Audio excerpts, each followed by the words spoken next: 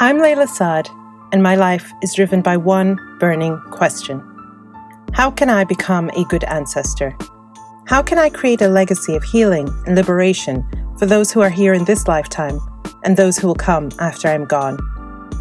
In my pursuit to answer this question, I'm interviewing changemakers and culture shapers who are also exploring that question for themselves in the way that they live and lead their life. It's my intention that these conversations will help you find your own answers to that question too. Welcome to Good Ancestor Podcast. From growing up with gunshot holes outside his bedroom window to sharing the stage with Deepak Chopra, Justin Michael Williams knows well the power of healing to overcome. He is an author, transformational speaker, and top 20 recording artist who's been featured by the Wall Street Journal, Grammy.com, Yoga Journal, Billboard.com, Wanderlust, and SXSW. With his groundbreaking new book, Stay Woke, and over a decade of teaching experience, Justin has become a pioneering thought leader for equality in the diversifying wellness movement. Hi, everybody. Today I'm joined by Justin Michael Williams. I'm so excited to have you here, Justin. I've got your book right here in front of me, Stay Woke, a meditation guide for the rest of us, which is one of my favorite subtitles, I think, ever. And I'm excited to have this conversation with somebody who's a real teacher in these times that we really need. So welcome to the show, Justin. Thank you. Thank you so much, Layla. It's really an honor and a privilege. And this is one of the interviews, you know how it is when you're doing a book. You do a lot of interviews, but this is one of the ones that I've been excited about. So I'm very excited to be here. And just for context for people, so we're recording this right now at the end of March of 2020. Justin, your book came out last month, February 11th. Yeah. February 11th. Just right after yours. Just right after mine. And then coronavirus hit us. It sure did. And just like that, we were plunged into a whole new different world. And so this is going to be a really, I think, a really necessary conversation for a lot of people. I personally have really been looking forward to it. There's so much that I know that I can learn from you and so much that I know that you can bring to our listeners. So we're just really honored to have you here. So thank you. Thank you so much, Layla. Thank you. I'm honored to be here. All right. So our very first question, same for everybody. Who are some of the ancestors, living or transitioned, familial or societal, who have influenced you on your journey? I cannot possibly answer this question without first talking about my grandmother. I know. My grandmother. Yeah. I was like, you know that's coming. That's the first person I have to mention, because my grandmother, who in my family we call Baka, which is the randomest thing. There's nothing spiritual or magical about it. It's just I was a little kid and people would try to, when you're trying to teach a little kid to talk, they were telling me try to say grandma. So they would go say grand, and I would go grand. And they'd say ma, and I'd go ma, and they'd go say grandma, and I'd go baka. So she became baka. That's how that happened. And so my baka is and was just the most, or one of the most, I would say, important people in my life. And gosh, almost a decade ago, my grandmother, my baka, who I'm super close to, got diagnosed with stage 4 cancer, and the doctors told her she had a couple months to live. And when this happened, it was a huge shock to our entire family. She was what I consider seemingly young, 67, seemingly healthy, and it just was like, boom. And so I flew home to Northern California, to Pittsburgh, California, which is where I'm from LA. And I walked in the door, and immediately I walked in the door, she pulled me into her room, shut the door, and asked me a question that changed the trajectory of my whole life. She literally said, Justin, I've been wanting to ask you something for a long time, but now that I know I don't have a lot of time, I'm going to ask you now. And I'm looking at her like, what is, and she just said, if you were in my shoes and you knew you were going to die in 2 months, what would you do? And I'm looking at her like, what do you even talk? And she said, get quiet, get still, do that meditation thing you're always talking about. Get still and listen. If you were in my shoes and you knew you were going to die in 2 months, what would you do?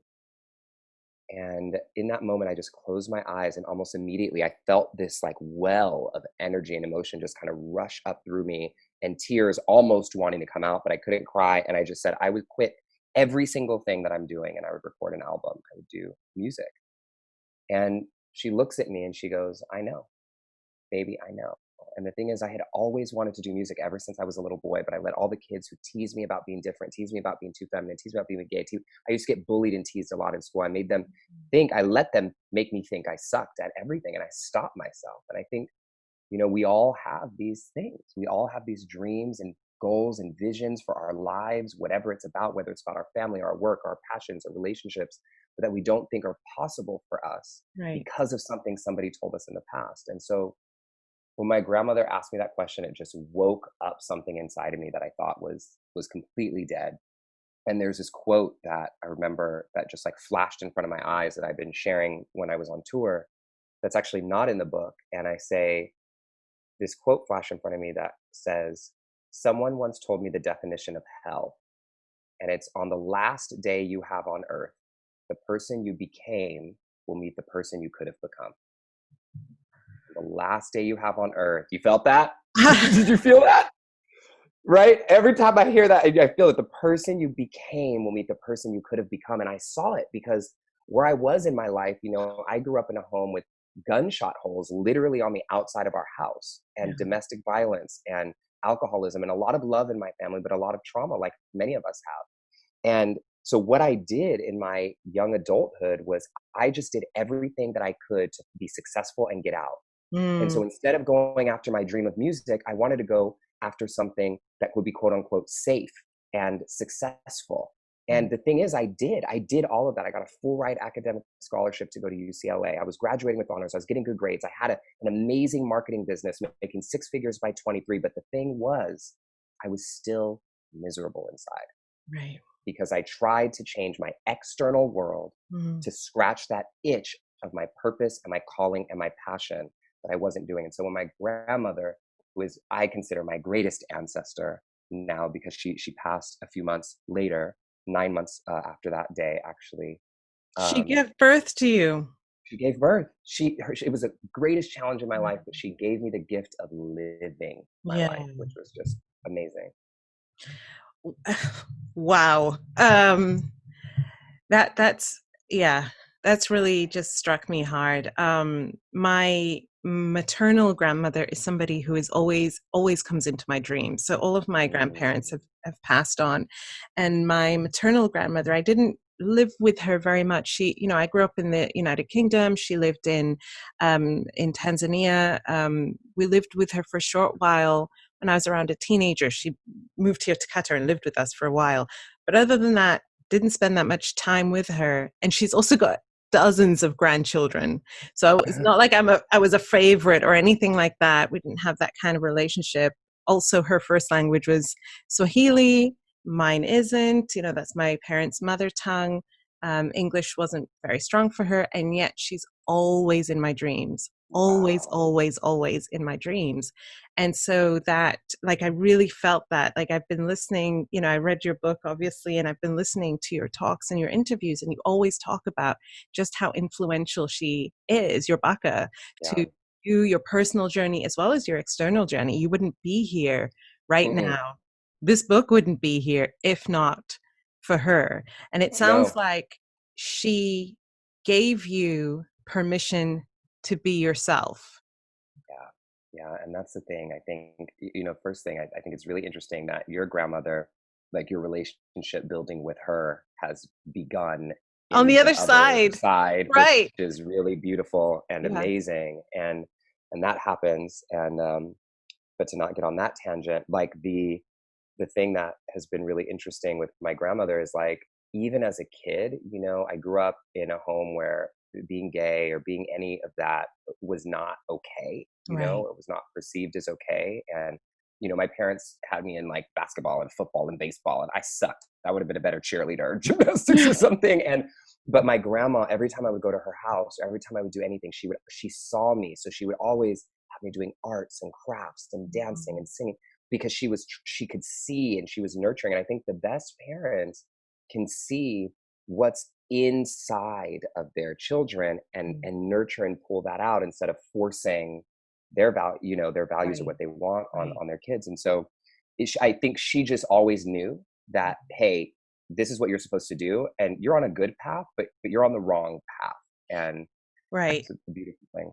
And it's what's fascinating about it is you said, by the time you were 23, you were already, 23. you had a six-figure business, Yeah. but inside things were not right. On the outside, it was glossy and shiny and it was everyone's dream. I mean, I probably at 22 would have been looking at you at 23 and thinking, what have I done with my Girl, life?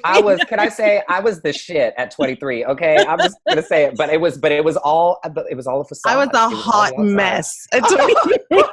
It's a hot I'm more of a mess. hot mess now. I'm just kidding. So- But like you said, it was from the outside, yeah, great, but from the inside not so much. And what really strikes me about that is you worked really hard to claw yourself out of a traumatic upbringing and an environment that was also, not entirely safe, both physically and emotionally. And you created this life for yourself, but you were still very much in survival mode. yeah. Yeah, even though it didn't Yeah. look like that from the outside. Yeah. Yeah. This is so important, because this is why we have to go into these shadows of our lives, because people like, I don't want to look at the past. Or I don't want to talk about, only love and light, love and light. I remember one of my mentors told me, honey, the bigger the light, the bigger the shadow sometimes.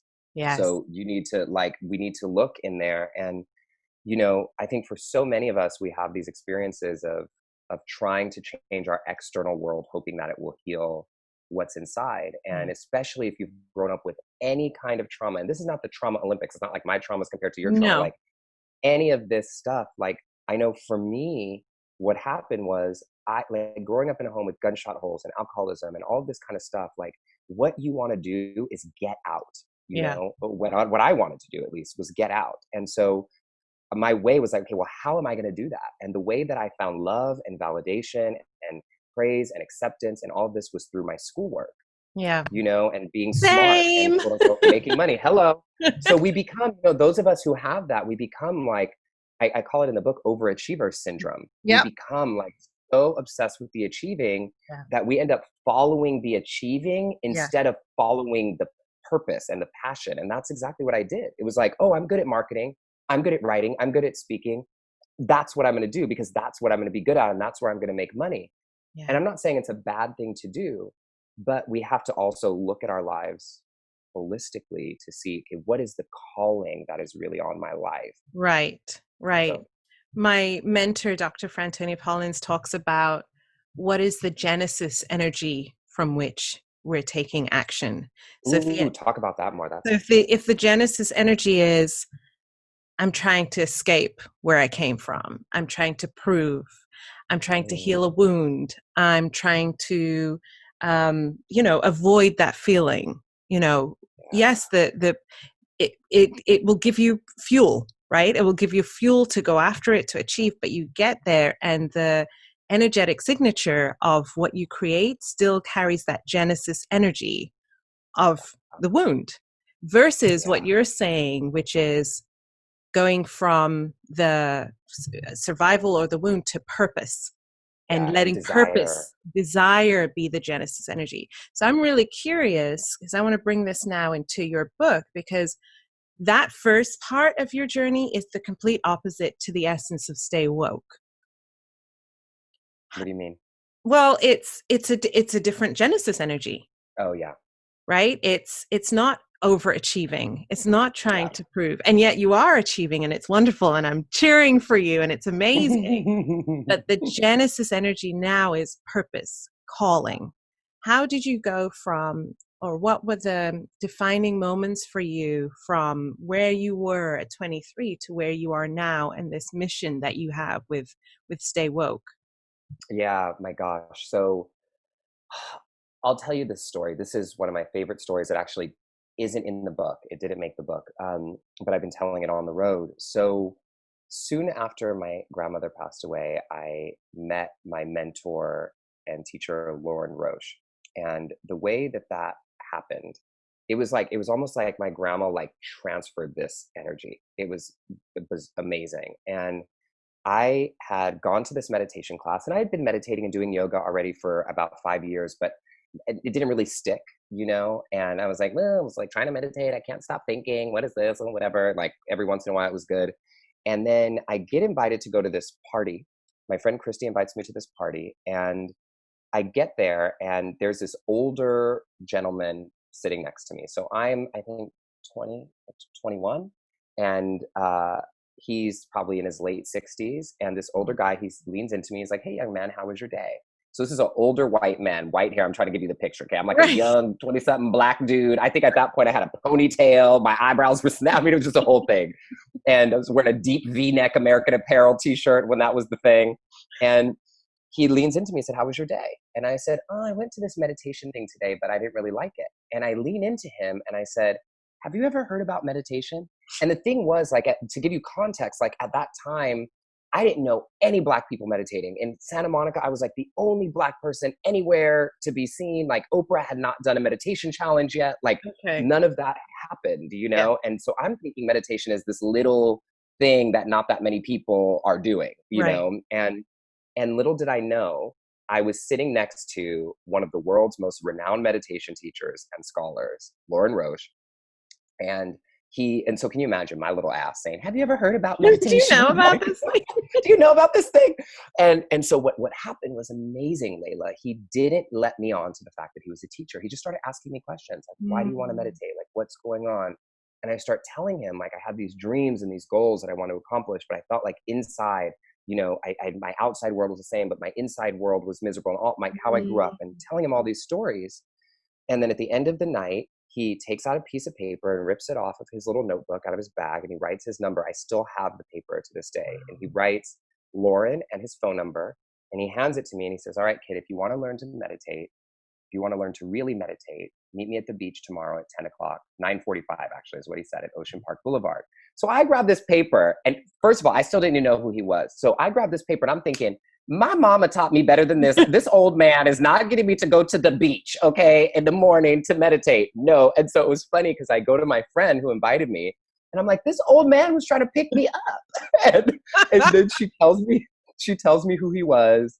I go to the beach the next day, and everything shifted. This was the Genesis switch right here. Like, I went to the beach, and for the first time ever in my meditation with Lauren, first of all, it didn't feel anything like any other meditation I'd ever done. Second, it was the first time that I saw a future where my possibilities were bigger than my circumstances. That's what happened in that practice. And that was the switch where, and you have to get, like, for those of us who've grown up with any of all this shit, you know, systemic oppression and all the things, like when we can see the possibilities being bigger than the circumstance, that's big. And so what happened at the end of that practice, and what ultimately gave way to this book many, many years later, is Lauren finishes practicing with me, and he says, all right, kid, I'm going to give you, he gave me his number. He said, I want you to text me every day for the next 2 weeks and let me know how this is going for you. And if this works for you. Yes, accountability. He did every day. Yeah. And he said, if this works for you, I'll teach you everything I know. And I said, what? I'm looking at this guy like, what do you, I mean, this would be like John Kabat-Zinn or somebody being like, I'm going to just teach you everything I know. And I'm like, why? And he said, in all my 30 years of teaching and writing and speaking, I've never seen someone who's your age, who looks like you, who's gone through what you've gone through, interested in this practice. And I think one day there are going to be people who need to hear your voice who don't need to hear mine. I get choked up when I say it. I've been choked up several times during this conversation already. Wow, Justin. So that was the switch, you know, that was the switch moment. And it all kind of started waking up then. I feel like I'm watching a movie. You know, it's, you know, I feel like I'm reading a book. I mean, this is so incredible. What really strikes me is there's a couple of things that strike me. First of all, this teacher appearing just casually at a party. And I love what you said about, I feel like my grandmother like switched up the energy, like somehow, you know, she was there, her presence was there, creating that connection. And so that really strikes me. But more so than anything is the fact that you said, yes, I will go down this yellow brick road on this weird journey into Oz. Yeah. And what's really important, I think, about that is there are teachers who appear in our lives all the time. Oh yeah. All the time. And you have to be discerning enough to know who's standing in front of you, and it's not just about their greatness, but I think that little voice inside that says something important is happening here. Did you feel that you had that with Lauren? Yeah, it was weird. I mean, it was like, because on the outside, you would think that there would be no way that I would have any relationship with this man. And Yeah. he's still one of the closest people to me. We talk several times a week. And but something in me in that moment just knew. It was just like, go, Yeah. just go and just do it. And it was, I think my grandmother, you know, this is real woo woo, but like We my love the grandma. woo. Okay, good. I love a woo. I love Yeah. the woo. I love the neuroscience, and I also love the woo. So Same. the Yeah. yeah. So and what I love actually is that the neuroscience is finally catching up with the woo, which Right. is so Yes. amazing. But the woo is, with my grandmother, we were in this really interesting point of evolution because I'd been so close to her for such a long time, and she had been teaching me and instilling me with wisdom for such a long time. But Yeah. when she passed, I never felt incomplete with our relationship. And even her, she said, I feel so happy because you've listened to everything and I've given you everything. And so there was Mm. this interesting completion Yeah. where I think she knew where I was evolving spiritually and emotionally and Yeah. intellectually, that she didn't have an education. She never read any of these things. She was a Christian woman, and not saying that she had any less than or anything like that, Right. but there was this marker that now I was taking it forward for our family, and for the future. And Yeah. so Lauren kind of then came in with this whole different approach of how to live the practices differently. So Right. And so then the second point around that was that through this experience, you were offered a whole new different worldview. And I yeah, think that's so key as well. And especially when we're talking about those of us who experience marginalization, that the world is made so small and so self-contained that we're often not able to see what would life look like without those systems of oppression being enacted upon us. How can I think bigger than my circumstances when I don't know yeah, what that would even look like? And I yeah, think that's such a pivotal moment because you don't just see that it's possible, but that it's possible for you specifically, yes, and that it's not fake. There's a real recognition inside, and I think what I'm really struck by is that there is a self, there is a higher self inside ourselves that have these moments of saying, this is where you're going to go, this is where you're going to be. And I don't know about you, but with me, when my book came out and it did what it did in the world, and I had this moment of 20-year-old me who was a hot mess. Okay. Yes, miserable because I was in a career that I didn't want to be in. I didn't know who I was. I didn't know what I wanted to do. I just knew that there was something that I was supposed to be doing in the world, and I was supposed to be making a difference in the world somehow.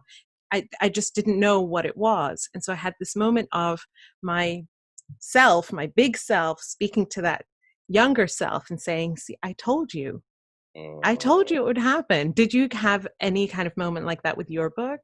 Oh, I have this all the time. So I have it all the time. And to be honest, Layla, this is why people are often surprised. My book doesn't just guide people on how to meditate. I actually start with having them, write a vision for their life that's bigger than their circumstances. Yeah. The first whole chapter is about, we dream bigger. We have a dream. And, I think about Martin Luther King, who like has had this dream that really in America still hasn't come true, but Right. like it's given us this thing to go forth. And I think what happens with these visions and these dreams, probably like your experience with your book, is what matters is not that our dreams and visions manifest exactly as we saw them in our heads. What matters is who we become That's in right. pursuit of the vision, That's like right. who we're becoming. And what I find, and I'm even Preach. finding hello, like what I'm finding right now, even in my life, I think we all will constantly have this, is there is this higher self. I love that you call it that. And sometimes I call it a future self, but I think without space and time, it is just a higher self. I call it That is, myself with a capital S. yes, Yeah. there is that self that is longing to merge and be in a relationship with us. Yeah. And we're always in relationship to it. We're either running from it, yeah, or we're running towards it. Right. I love that. There's no in between. We're not still. Every action you take, right? We're either running from it or running towards it. And so I remember when this book came out, and this was my real moment. I was on tour before it got paused with the, COVID-19 situation. I was on tour at my first tour stop, which was at my high school that I grew up in, where I used to get teased and bullied, and also just had a really weird dynamic there because I was also popular, but then I got teased. So it was just weird. And I used to host the rallies and assemblies. And so there's 3,500 students at this high school. Wow. Okay. And we went to the high school for my first tour stop, and I'm standing on the stage, and the kids don't know, they're all getting free books. And I was doing this big kind of TED Talk style event to give them the books. And I'm standing there, and at the end of two things happen. Once, right in the middle of my talk, I've never told this to anybody publicly, so here we go. So right in the middle of my talk, one of the kids, like kind of the rowdy kids in the back of the audience, and it was a silent moment in the talk, yells out, "Are you gay?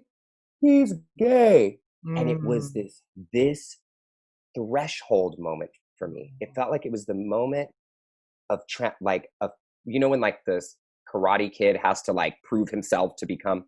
So when I was in high school and I used to host rallies and host anything, that was the same exact voice, same exact question that used to come at me and make me shrink and shrivel and hide and be afraid and shake. Right. And what happened in that moment was I felt me now and me at 16 standing on that stage together. And what I said, like, it was just a flash. I was like, I got you. Do you know what I mean? Like, I got you. Yeah.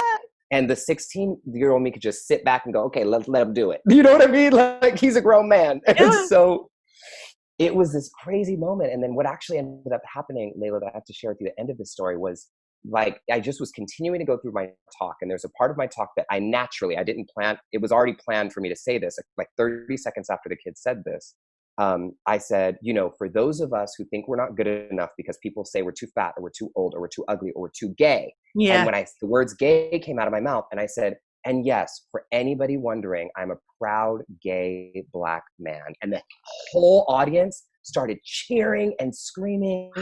And then after the event, all these queer kids were coming up to me saying, thank you. We've been wanting to come out, but we're afraid. Thank you. They're like, so I got to stand up for those kids that are me, where I was them. And that was a whole moment. That's all. That is a huge moment. That is a huge, huge moment from the 16-year-old you going, you know what? He's got that. He's got us. Yeah. We're safe here. And so many of us grow up into adulthood, but still that wounded, scared, younger self is still running the show. And we haven't yet met the grown person inside who can say, step back, I got this, right? I got this. Right. Because we can be grown in years, but inside haven't yet been introduced or reintroduced to that self, that capital S self, who can say, I got you, and we are fine here, we're okay, we're good. So I love that you had that moment, because you got to have it for you, not as theory, but as a real embodiment to a very real wound of bullying, right? Probably one of my biggest ones, Exactly. So that's a huge healing moment for you. I just want to celebrate you, because that's amazing. Thank you. Yeah, amazing. And then that you got to be that representation for other kids in the audience who were you. Yeah. Who were That was you? the biggest moment for me. Mm-hmm. When they came up to me after, there was these group of girls who came up, they're freshmen, 14 Yeah. and 13 or 14, and three of them, and they said, "Do you have any advice for coming out of the closet to your parents? We've never told anyone but each other that we're gay." And they're coming up to me. And Yeah. what was also a beautiful moment is my mom was there for the tour, and I said, "Do you mind if I ask my mom what her advice would be for giving?" And my mom would, like, my mom's grown so much. Like, she used to be so not okay, and now she's like a Yeah. gay rights activist. And so it's Wow. like she's like grown so much. And so I had this beautiful moment with at my high school with my mom and me giving these kids like the same lessons that we've had to learn. And it just was so beautiful. So after that, I said, okay, I could do anything. We're I good. can do Take me on the tour. I'll do anything. whatever it is. I got it. Because if I And could go through that, I got it. You and know? it's for me, it's such a good ancestor moment. It's like, Mm, and with this whole podcast, and I talk about being a good ancestor. I'm not talking about at the end of your life you can look back. no. I'm saying now, right Yeah. now, how are you able to pass on the lessons that you have learned? How are people able to benefit from the healing work that you have done, so that they may come into their own healing as well? And that is such a beautiful story of what that can look like. So thank you for sharing that. No, thank you. Yeah. Okay. I want to talk about this beautiful book. Um, it's this thick. Okay. It's People are always surprised at how thick it is when they get it. My friends were like, "Oh, you really wrote a book." You really wrote a book. And can I just say, I mean, you can't see it here, but it's one of let me see if I can find a page. One of the most beautifully illustrated, books that I Yeah. have ever seen. Just so, so beautiful. An amazing illustrator that you got from this book, who is Yeah, Victoria Casanova. She's just a shout out. beautiful woman of color who did. The intention was to make sure that this book was fun and had energy, and most importantly, showed us Yeah.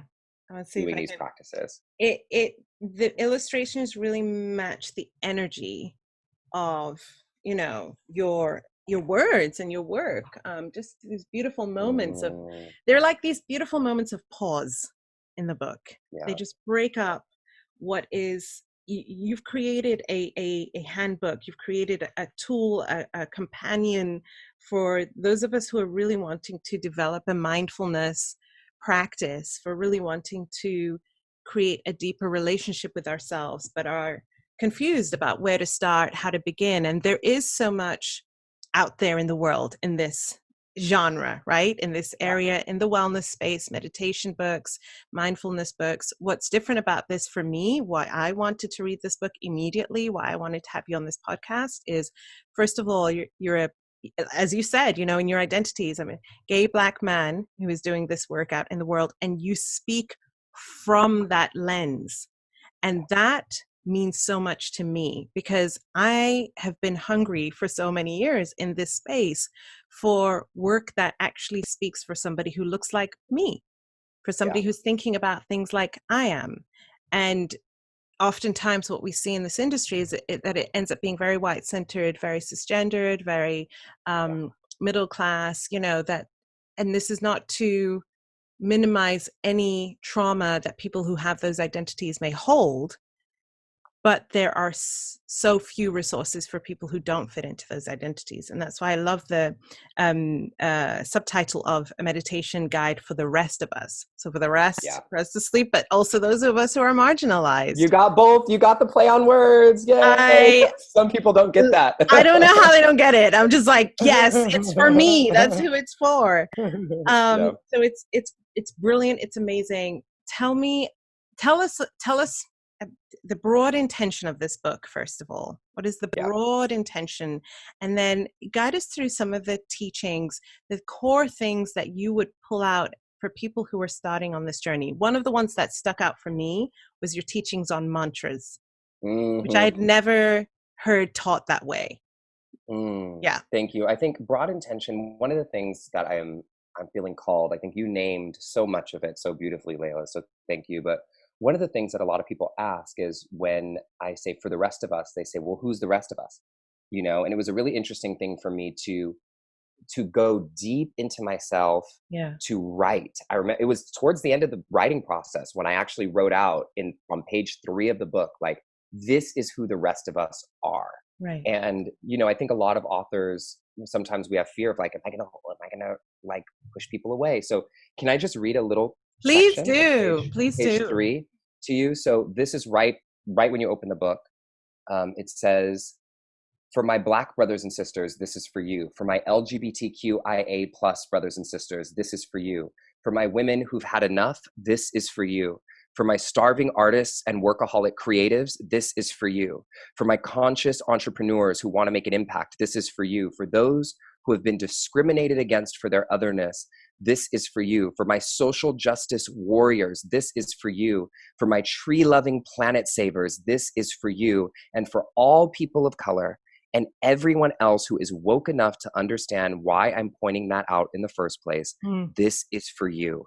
This book is for us, for the people. Yes. And so, I think there are many, like, I check off several of those boxes, and there's many of them that I don't. Right. But I think there's a place where the spiritual world and the mindfulness world has done us a disservice because it has not placed these teachings that have changed so many of our lives into our context. That's right. And those of us who started these practices early, like, we had to figure this out. Like, I had to figure out, like, none of my white male teachers could answer for me, hey, how does this work when my grandmother thinks this is worshiping the devil? Like, nobody could tell me. Like, these are all things we had to figure out. And so now what I think is so beautiful that's happening, and this is really my stance on it. Like, people ask, well, like, there needs to be more diversity in spirituality. And what my stance from watching for the last almost 15 years is, it's happening. Yes. Like, it actually is happening. And it can't happen faster, because what's happening is, just about 5-6 years ago, like, a swell of people of color and queer people and marginalized people started getting into the practices. And so it's going to take a few years for them to get steeped in the practices enough for them to teach with integrity in a place that they will last. And I am just lucky that I happen to be a few years ahead of that curve. Right. In 5 years from now, there's going to be tons of Black, queer, women, like, teaching all these kinds of things. And so I just wanted to make sure I took the practices and was able to apply them to our real messy lives so that we can use it to overcome. I never thought about it from that perspective, about because you've been in this space for a very long time, so you have seen the rhythms, you have seen the changes that have happened over time. I think from my perspective, what I have seen, even just within the last 3 years, I would say, is that there has been a greater understanding that it's not that people of color don't do this work, it's that institutional racism keeps us out from being put as the leaders, recognized, credited. A lot of times many of these practices originated from us. Almost all of them, darling. Almost all of them, right? Almost all of them, yeah. So I think that there is, and then there has been a forgetting and a great remembering, and there has been a very deliberate but hidden exclusion that's happened as well. Part of my intention with Good Ancestor podcast is to highlight as many teachers as I can find. And, it's interesting because I get pitches a lot for the podcast from guests whose work I don't know and who, I don't follow, and oftentimes are white. And I just think I have a list this long of just the people I know who are people of color. I need to get through that list first, because before I can even think about, bringing people who are already have the privilege of being seen and being respected at, wherever they go. But there is definitely so many factors at play here as to why, like you said, that rate, it is increasing, but it's still, slow. It's slow. Yeah. It's not, and as with everything, I think there's the things that have to happen on that kind of systemic level, and people doing their own, personal work and doing that systemic work. And at the same time, there are those of us who have to learn how to use our voice as well. Because Yeah. being silenced, systemically, institutionally, will end up in you silencing yourself as Yes, well. yes, Yeah. yes.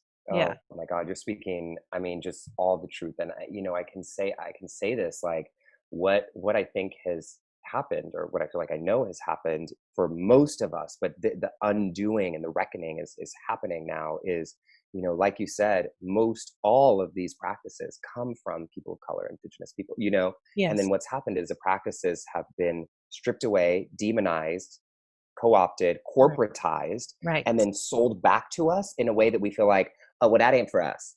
We Right. don't do that. Right. We don't do that. We But don't do that. Right. we don't do that. And but the issue is that these practices that originally come from us are our greatest source of power. Yeah. And so it's this internalized oppression that has happened, but that's happening on the outside too, of like, we don't do that. But what I'm finding is that when people of color, Native American people, indigenous, Black, when all of us Yes. come back to these practices, it feels like we're coming home. There's Yeah. this huge awakening. And then there's this exponential, like, whoosh, like people just Yes. fly in a few years, like straight up to the surface. But what's happening, like you said, is on the outside, then the systems push it down. And so that's right. we're working, and people like you are and helping. that's why we're having this conversation. Exactly. Yes. So let's talk about some of the practices. And I want to say this, for me right now, in the midst of this global pandemic that we're in, but wherever our listeners are listening from now, we're in a new normal. We're in a new world that is very different to pre-COVID-19. Oh, yeah. And one of the things that immediately I realized I needed, because as soon as things started kicking off and we were all told to stay home, schools were closed, shops are closed, everything's closed, I felt like I was losing my grip on myself and losing my grip on reality, losing my sense of time, feeling a real sense of fear and anxiety every single day for myself, for my children, for my parents. What are we going to do? What's going to happen? And trying to cling back to, right, this is going to be over soon, right? It's going to be over soon, right? And then we can go back to normal, and having to come to that realization, we're never going back to what was. This is a new normal, and this is really happening, and you have to accept that this is happening. And now what are you going to do? And what has been saving my life every single morning is waking up and meditating and doing yoga. Two things that I have definitely dabbled with in the past, especially on the yoga front. Meditation, I did have for a while a meditation practice and then didn't for a while. Yoga's been something I do on and off, as and when. Yeah. Every day, I'm like, without this, I don't know how I can make it through the day. I want to understand why what is happening within me with these practices. Why was my body calling for them? Why was my mind calling for them? And why are they so foundational? And what I will say is that I had the realization that I've come to these practices in a moment of crisis, but I realized very quickly that I should have been doing that. These practices would have helped me when we weren't in crisis, and that these are not that I'm not just going to stay in this through the crisis. That this is actually integral to me, Layla, in my becoming. Yeah, this is such a beautiful question, because I think what so many of us are finding, especially people who've been doing the practice, is that the resource is there. Yeah. Like the work that we've done has built a strong foundation to sit on, and we're all dealing with the anxiety and the uncertainty. I've been saying that, like, twice a day I get these waves of these interesting emotions that I have to deal with still, but then we have the practices to deal with them. And I think to your question of why is it calling to you, I think what's happened more than anything is, like, let's take the situation out, but what's happened is we have recognized that the foundation upon which most of us have built our identity and our lives is not solid and was not as secure as we thought. So, like, the job that we all thought we had that was secure, the plans that we all thought we made, the contracts we thought we all signed, everything, the school, how our lives were structured that we thought was certain, was like, nope, like all of it, And so, like, we couldn't even imagine that what's happening could happen, like that it even possibly could happen. Right. And so it's shown us like, hold on, like this is where the higher self comes in, is going, hey, it's okay, but what I'm showing you is you need to build your house on Yes. rock. Yes. You need to build your house on rock. It's like there's this verse in the Bible about that, and on a foundation that's strong and that is immovable. And that strong and immovable force is your higher self, is your inner self, is that self that's inside of you that doesn't move with the storms, that's bigger than all of it. And so I think those of us who are answering that call are beginning to find our way in this new normal. I don't want to say easier, but we're finding a way. You know what I mean? Yeah. And whereas I think some people are like, where's my house? Like, I want my old house back. And you're like, girl, that blew away with the sand. It wasn't on the right foundation, you know? And so I just want to tell people, if you're having that call, and it doesn't have to be meditation, as much as I love it to be meditation, like, you have to have something that's waking up that juice inside of you, that's helping you ground and center in yourself with the capital S, like Layla said. And that's what's being called of us right now. And I want to say self, this is really important to me. I want to expand the definition of the word self, because like we have this thing that I don't think is good in the quote unquote self-empowerment world or self-help world, that this comes from the white supremacy of like parts of it that are totally embedded, that it's like, it's all about me. Right. Me. No, like self, I think there's this amazing teacher, Dan Siegel, who talks about this concept of it's not me and it's not we, it's we. It's all of us together. We. Because like, and we found this very clearly with COVID-19. Like, we affect each other. Right. Your well-being is essential to mine. Intrinsically connected. Intrinsically. And so when we're talking about taking care of ourselves, we're really understanding now that doesn't just mean like for my benefit, for my gain. It is, again, a part of being a good ancestor, I think. Right. I love that. And thank you for introducing us to Mui. Yeah, you guys have to look up Dan Siegel. He's an amazing teacher. He's in my book and a few things. It's a really cool thing, because a lot of people say, oh, the self, like we shouldn't focus on the self. It's all about us coming together and we are one. But then that ignores the differentiation that's so beautiful that we have amongst ourselves. Right. And so it's not about from me to we, it's about we. So us together. That's beautiful. So I love that you used the word build. You said this about building your house, right? And actually my word of the year is build. And so that came to me very quickly as I started doing these practices, that you've been, my conversation with myself is, you have been saying you want to build your relationship with yourself. Here's an opportunity for you to do that. You have no excuse. Yeah. And it really became a necessity, but it's also, for me, as I said, become something that I recognize actually is not a crisis bandage moment, but actually a long-term practice. One of the things that I want to thank you for is that you gave me permission to not have to meditate for an hour each day. Oh, don't. That's too long, girl. And so when I said I used to have a meditation practice, that was my I would love it. I'd be floating, you know, my higher self, you know, all this for an hour each day. And then because it wasn't sustainable, I'm a mother, I'm a wife, I'm a business owner, I'm a writer. It just wasn't sustainable. And so I fell off of it. And I remember reading in your book, what was the number of minutes that you said is recommended? 12 minutes. Yeah, 12 is like the minimum. And I tell people like between 12 and 17 is usually you've hit a good place. So I have a 15-minute meditation practice and I'm good. I'm good to go. And that overachiever self in me was the one that said, you have to do it for an hour.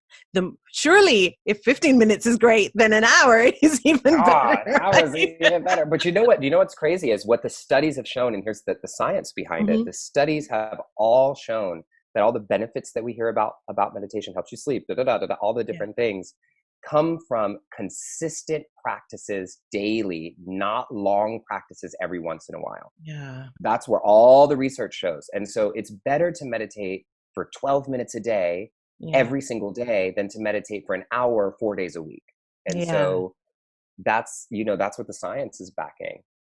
Okay, so give us a quick and dirty guide to how we do a 12-minute meditation for those who are new, for those who are uncomfortable with the idea of it, for those who think that you have to have a special mat and a special seat and special crystals. And give us your quick and dirty guide. Yeah, so here's the deal. A few quick things. Number one, you do not have to sit cross-legged, okay? You do not have to sit on the floor. You don't have to sit cross-legged. You can sit wherever you want. In the bathtub, I know a lot of moms have to get in the shower and sit on the floor because it's the only place they can get quiet. In your bed, wherever you want, you just have to make sure you're comfortable, because if your body is not comfortable, your brain literally cannot relax. So you have to start by getting your body comfortable. You don't have to sit up tall. The second thing is, meditation is not about relaxing. This is a huge thing that I have to tell people.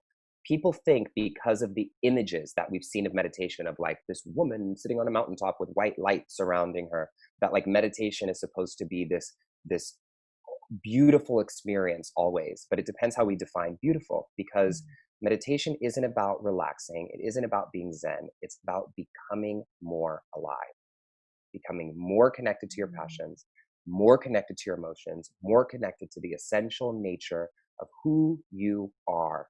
And so what that means for those of us who have trauma, or who've grown up with different things, or dealing with oppression, is when we sit to meditate, meditation is going to make us feel some of those things that we've been pushing down. And it's not our job anymore to use that energy, all that vital life force energy, to keep pushing it down. Our job when we practice is to give it a safe space to come up and to be healed. And sometimes it gets healed right in your practice. And sometimes, I don't want to say that meditation is going to heal everything, because it's not. Sometimes you'll notice in every practice, this same thing will keep coming up and coming up and coming up. It's not coming up to hurt you.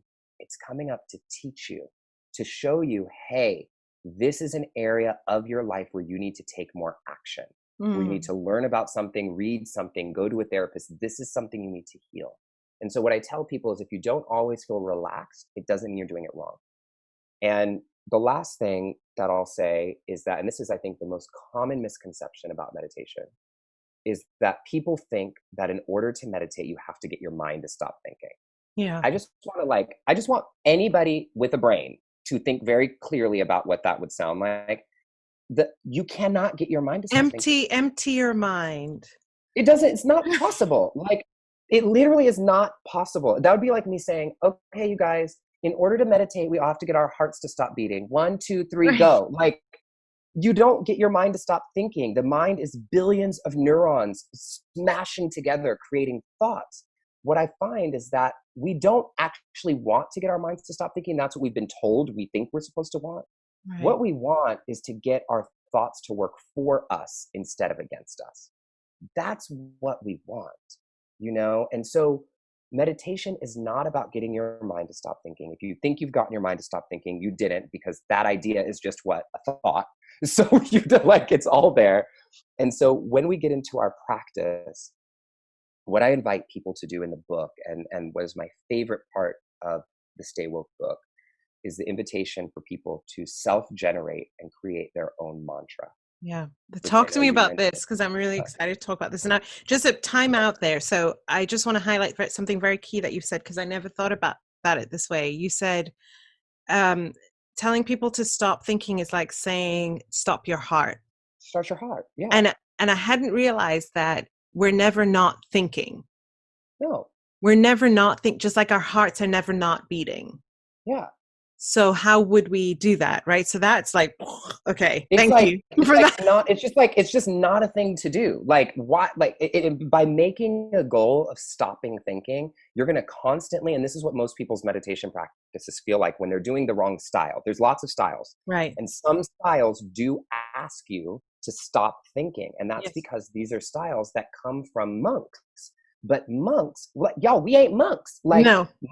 Monks had to give up their family, give up their life, give up hunger, give up food, give up like drinking, everything, sex, to go sit under a tree and devote their life to spiritual practice. Right. And to do that, they had to disconnect themselves from that part of their humanness. Right. But we don't want that. No. That's not what we want. No. We want to be more authentic, right. more of ourselves. And more present And so, with each yes. other, with ourselves, with each other. Right.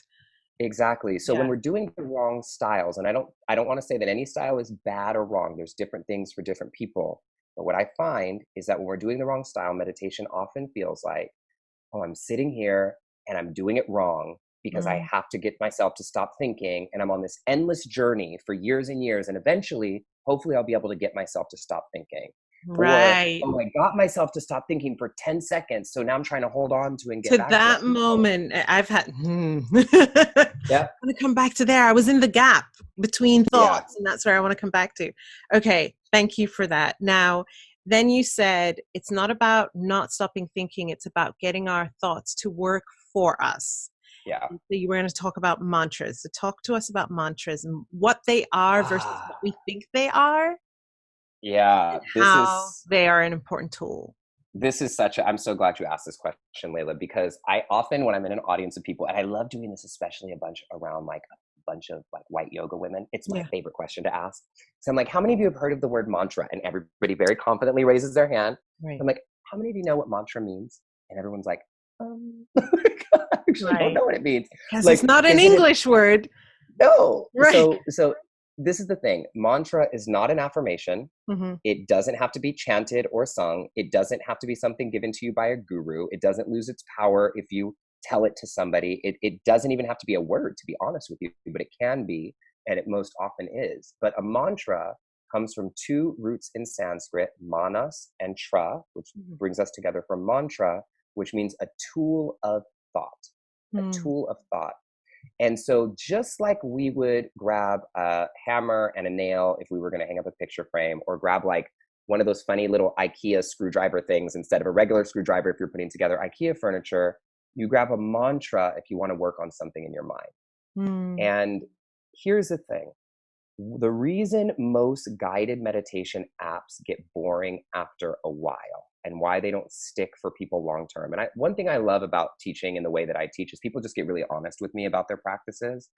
And they're like, okay, well, I try to do this app, but I did it for like 2 weeks, then I stopped, and then I started, I stopped. Yeah. The reason this happens is because these apps, which I love, but they're created for situational based practices, not a practice that is the foundation that you can do for your whole life. Right. Right. Okay. And so like what happens with apps is you are relying on the external, someone outside of you, to tell you what you need. So you go on an app and they're like, today's meditation is peace.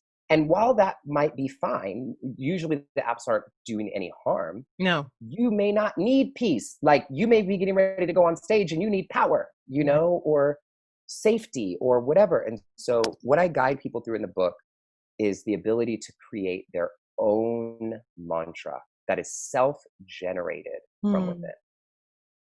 And so what does that look like? And without, you know, because we want people to get the book. Yeah. So I don't want to give too much away, but this is, I think it's really, I think it's a key tool that people can quickly take with them, because you said it doesn't have to be something in another, you know, in Sanskrit. It doesn't have to be something that someone gives to you. It can be something that's self-generated. Is it a word that you choose? Can you choose it at random? Do you chant it to yourself? I mean, how do you work with it? Let me tell you. So, I mean, I wouldn't mind if I like guide us through a very short experience. Would you like that, or do you want me to just talk about it? Yeah. I would selfishly love that. Okay, let's do it. Yeah, let's do it. Let's do it. Love it for my audience as well. Thank you, Justin. Yeah, let's do it. Okay. So if you're in a space where you can close your eyes, I welcome you to do that. If not, you can do this with your eyes open. And just take a full deep breath in. Hold the breath at the top. Place both hands over your heart, one hand on top of the other. And then open the mouth, let it go, the breath. And again, just grounding into yourself, a deep, full breath in, into your chest, feeling your heart expand. And open the mouth, let it go.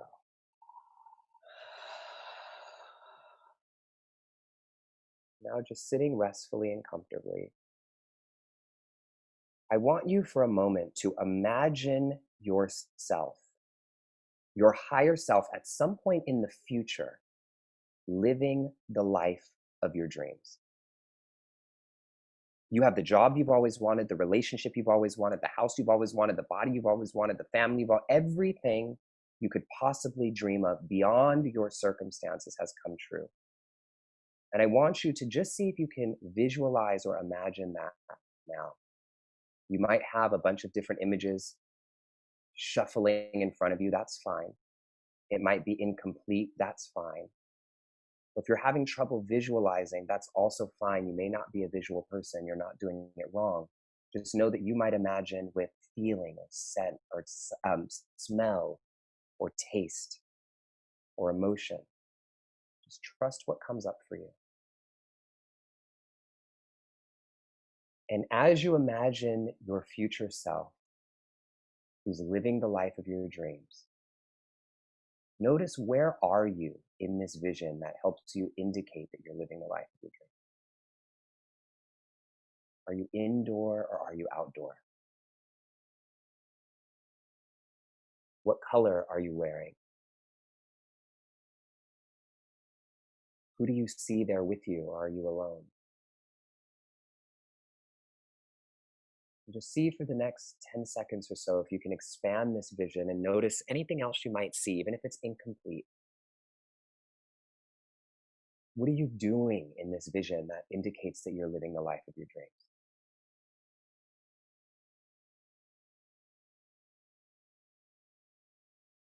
Your mind has wandered, just come back to that vision. Let it expand for another few seconds, just noticing any colors, textures, or anything in your environment that makes it real for you. Any feelings, sensations in your body as you see it. Now I'm going to ask you a question. As you see and look at this future version of you, what energy do you need to cultivate in your life now, today, to become closer to being that person that you see in your vision? What energy do you need to cultivate in your life now, today, to become closer to being that person in your vision? Just trust what arises. You can come with like 1, 2, or 3 words. The first thing that pops up for you. What energy do you need?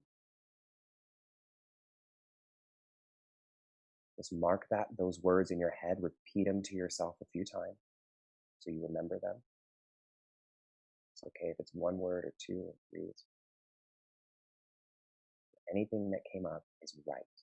Trust that what came up for you is right. Take a deep breath in, a deep breath out, and open your eyes. And what we just created together was a little quickie version of creating your own mantra. I'm still there. I'm still in my vision. I'm still in my vision. Yeah, it's hard to come out of it when we get there, right? But like, what's so important about this that I want to lay out, that to be honest, Layla, I actually understood at a deeper level after I wrote the book. It's like, what just happened there, even in that quick version, is I asked you to imagine a future you, that same higher self that we were talking about, that my grandma, that Lauren, that everybody helped us see, that Layla talked about, a future you that is living beyond your circumstances. And then I said, okay, now here's you now. Yeah. And then we acknowledged there's a gap. Yeah. There's a gap. And the question that I asked was, what energy do you need to become to fill that gap? Yeah. And notice I didn't say, what do you have to do? Yeah. So many of us are so busy. What do I have to do? I have to do this. I have to do this. No. Who do you have to be? And that's where this energy comes from. And then we fuel ourselves off that energy. And the words that you came up with right there, those are your mantra words. That's your mantra. So what came up for you, Layla? I'm curious. Well, first of all, thank you for that. That was a Yes, it's an beautiful honor. practice. And there were so many things that you said as you were guiding us through it that really struck me. You said, don't worry if you can't see it. Maybe you're not a visual person, you're not doing it wrong. And I was like, okay, I am, but I was seeing flashing images. I was like, trying to grab onto it. And you said that and I relaxed. And I said, just trust whatever's coming up. The words that came up for me, the first word that came up was love, which I wasn't expecting. And then it grew to expansive love because there was this energy of expansion. And if you had asked me prior to doing what you just did with us, guiding us through that, if I had to just choose with my intellect, the word, it wouldn't have been love. No. Yes, oh my gosh, Layla, I'm so glad you named that, because this is why we do the practice as we're trying to change our lives and step into our lives. Because if we're not anchoring into the heart, if we're not letting our visions and our lives and the things to do and who we want to become from there, then they come from our head. Right. And that's what's got us into this mess in the first place. Well, absolutely. Because even the vision I saw wasn't the thing that I thought I would see. There's so many things I want to do. There's so many things I want to see. There's so many things I want to have. There's so much the impact I want to have on the world. But what I saw was my family. Yeah. That was what I saw. That was me living my best life, was my family in a beautiful home in the kitchen, getting ready for the day. And we could see out the window our beautiful garden. And that was it. That was like top, living our best lives. That's amazing. And my family are like, we're like this, like we are a unit. And so it's not a surprise, but at the same time, it's so interesting that there is the part of me that, still grapples for the stuff, right? And then there's the part of me that just knows, but this is what makes you really happy. Yeah. Yeah. Oh, this is beautiful. And I want to say that most people, a lot of people, I would say, every time I teach, I would say 50% of the people say, whoa, what came up for me was not what I was expecting. Right. I saw kids, I saw this, I saw that, I saw that. And I'm like, yes, that's because you, for a second, just dropped in. Yeah. And this is where that my grandma woke me up to is. Do you know what I mean? Like, this is where that you is. And so we have to try to live our lives from that place as much as possible. And that's why I invite people to use that as a mantra, as their primary practice. Right. And because that is going to help you become who you want to be. And then when you want to grab an app, because there's something in your life going on that you don't know how to navigate. Right. Yeah, boom, let me use this app for anxiety. Let me use this one for this, for creativity. But my main practice is a mantra that has come from within. And so now I want to link this in as we wrap up this conversation. I'm going to be asking you my final question. But I want to wrap this up too, as our listeners are people who are desiring to live their life as good ancestors, become good ancestors. How can they use this mantra practice that you've just led us through? Whatever mantra comes up for them, how can they use it to become the good ancestors they want to become? This is perfect. So the way to use the mantra, just on a very practical level, there's a lot of techniques in the book, but the easiest one is to close your eyes if you're comfortable and repeat the words of the mantra in rhythm with your breath. And just invite it in. But the thing that I'll tell you that's probably most important, again, it's less about what you do out in the outside world, but about as you repeat your mantra, let's say it's like Layla's and it's expansive love. Yeah. What's going to happen for you is, yes, you're going to have all these beautiful things come up that remind you of love. But what's also going to come up is all the ways that you haven't felt love. All the things that are holding you back from love. Hello, shadow. All the shadow. It's going to all come. And then you're going to be like, oh no, I must be doing it wrong because I don't feel like I felt the time Justin guided me through it. Right. But you're not. You're doing it right. And what's happening and why you're being a good ancestor when you're doing that is because you are healing. You are healing. And so that healing is what's essential to the liberation of us now and for the future generations. Yeah. And so that's what I'm going to invite you to do, is let your mantra call forth and draw up the things in your life that are holding you back and becoming who you know you were meant to be on this planet, and then allow yourself to let them heal. Oh, Justin, this conversation has been everything. Thank you. Oh, thank you so much. You've given me personally so much. And yeah, I think my meditation game is about to be elevated in a whole new way. We need it. We need it. I'll check in with you back a year from now and I'll be like, remember when? Yes. Oh this my is God. what I'm happened. So thank you so much. So, Justin, my final question for you. What does it mean to you to be a good ancestor? Being a good ancestor to me means showing up today to do the work that we need to do inside and outside so that we can leave this world better than it was when we got on it, and leave it better than it was for our families, for our higher selves, for our communities, and for the people who can't help themselves. You know, we belong to each other. Yeah. And the way that we can really be good ancestors is by going deep inside, healing all the things that we can in this lifetime that are holding us back from becoming who we were meant to be, so that the next generation can take that further and further and further. Just like all the ancestors past have sacrificed their lives and their passions. You know, one thing I say, Layla, is that we are the first generation with the opportunity to even think about things like mental health and manifesting and life purpose. Yeah. And that's because our ancestors paid for us so that we could. So let's do this work, take it further so that we can pay for the next generation. Yeah. Beautiful. That is very deeply resonant with my own definition of good ancestorship. So thank you so much for sharing that. Justin, where can people stay woke? Where can they connect with you, and what exciting things do you have going on that you want people to look out for? Yes. So Stay Woke is available in all the places. Yes. Amazon, Barnes and Noble, most local booksellers, and Audible.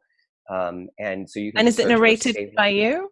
It's narrated by me. Yes, it is. So I read the whole book, and it has a bunch of audio guided practices that you can go through as well. So that's a big thing. You would just search for that anywhere. The website if you want to just get the book there, is staywokegiveback.com, and that'll take you everywhere.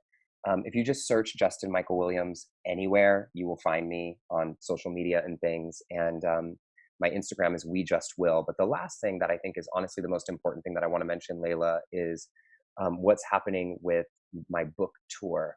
So what's happened is we've kind of flipped the traditional book tour model on its head a little bit. And instead of going to bookstores, which is kind of classically what happens, we said, all right, what if, to really bring this to the rest of us, we go to some of the most marginalized communities in the United States, and we go to high schools and we go to colleges, and we actually do these huge events for the kids and surprise them and give the book away for free.